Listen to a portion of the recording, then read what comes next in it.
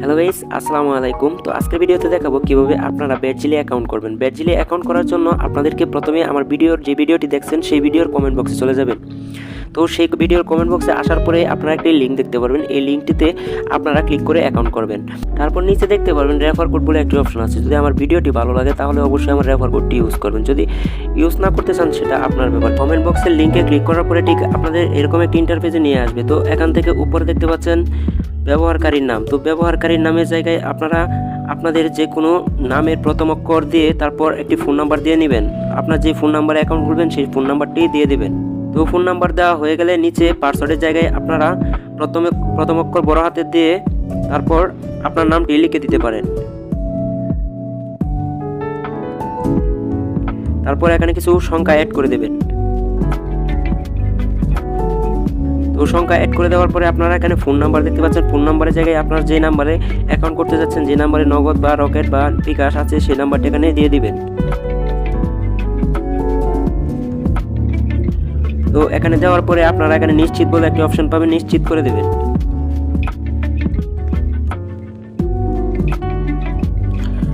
তো আপনার অ্যাকাউন্টটি কিন্তু হয়ে গেছে। তো এখান থেকে আপনারা ক্রস চিহ্ন দেখতে পাচ্ছেন, এখানে ক্লিক করে দেবেন।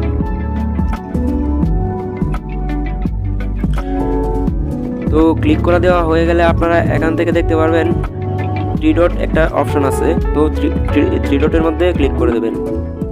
ক্লিক করে দেওয়ার পরে আবারও এখানে প্রোফাইল বলে অপশন আছে, প্রোফাইলে ক্লিক করে দেবেন।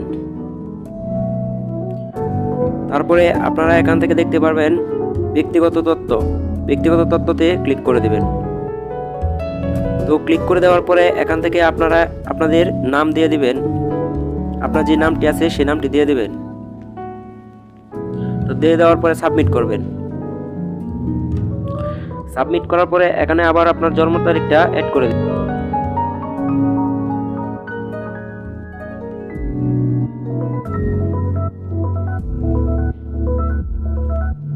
তো জন্ম তারিখ দেওয়া হয়ে গেলে আপনারা এখান থেকে সাবমিট করে দেবেন। তো সাবমিট করে দেওয়ার পরে এখানে হচ্ছে মূল বিষয়, এখানে ফোন নাম্বার যাচাই বলছে। এখানে ফোন নাম্বারটি ভেরিফিকেশন করার জন্য আপনাদেরকে ফোন নাম্বার ভেরিফিকেশন এখানে যাচাইতে ক্লিক করতে হবে। তো ক্লিক করে দেওয়ার পরে এখানে যাচাই কোড এখানে ক্লিক করবেন। এখানে ক্লিক করলে আপনার ওই নাম্বারে একটি কোড যাবে 4 ডিজিটের। তো কোডটি এখানে বসিয়ে দেবেন। আপনারা এখান থেকে ভেরিফাই সম্পূর্ণ হবে। তো তারপরে কিভাবে ডিপোজিট করবেন দেখানো হবে। ডিপোজিট করার জন্য আবারও চলে যাবেন থ্রি ডট মেনুতে ক্লিক করে দেবেন। তো ক্লিক করে দেওয়ার পরে এখানে দেখতে পারবেন ডিপোজিট বলে একটি অপশন লেখা আছে। ডিপোজিট বলে যে অপশনটি লেখা আছে এটার উপরে আপনারা ক্লিক করে দেবেন। তো ক্লিক করে দেওয়ার পরে আপনি কিসের মাধ্যমে ডিপোজিট করতে চাচ্ছেন সেইটি এখানে সিলেক্ট করে দেবেন। যদি নগদের মাধ্যমে হয় নগদ সিলেক্ট করে দেবেন, যেটার মাধ্যমে হয় বিকাশের মাধ্যমে আমি করব। তো বিকাশটা সিলেক্ট করে দিলাম। তো এখান থেকে কত টাকা করতে যাচ্ছি এখান থেকে কাস্টমাইজ করেও বসাতে পারবো। আমি 500 টাকা এখান থেকে ডিপোজিট করব। তো তার জন্য 500 টাকা লিখে দিলাম। তো তারপরে আমি এখান থেকে সাবমিটে ক্লিক করে দেব।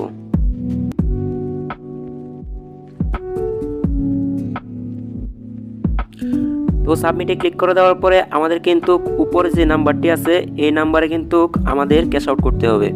তো ক্যাশ আউট করার জন্য আমরা এখান থেকে কি করব, নাম্বারটি এখান থেকে কপি করে নেব। তো এখানে ক্লিক করলে কিন্তু কপি হয়ে যাবে নাম্বারটি, বা আমরা এভাবে টাইপ করে চেপে ধরে আমরা কিন্তু কপি করতে পারি।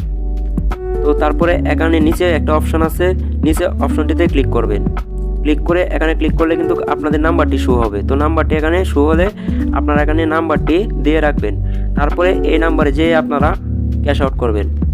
ক্যাশ আউট করার পরে আপনারা ক্যাশ আউট করে আপনারা দেখতে পারবেন এরকম একটা ট্রানজ্যাকশন আইডি দেওয়া হয়। ট্রানজ্যাকশন আইডিটা আপনারা কি করবেন, এখান থেকে কপি বলে অপশন আছে, কপির মাঝে চাপ দিলে কপি হয়ে যাবে।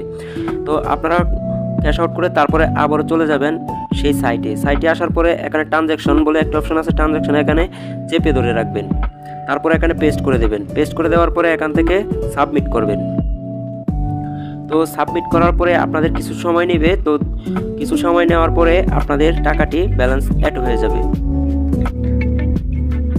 তো এইভাবে আপনারা অ্যাকাউন্ট করে নেবেন। আর অবশ্যই আপনাদের ইউজার আইডি এবং পাসওয়ার্ডটা সেভ করে রাখবেন বা কোনো জায়গায় লিখে রাখবেন যাতে পরবর্তীতে খুঁজে পান।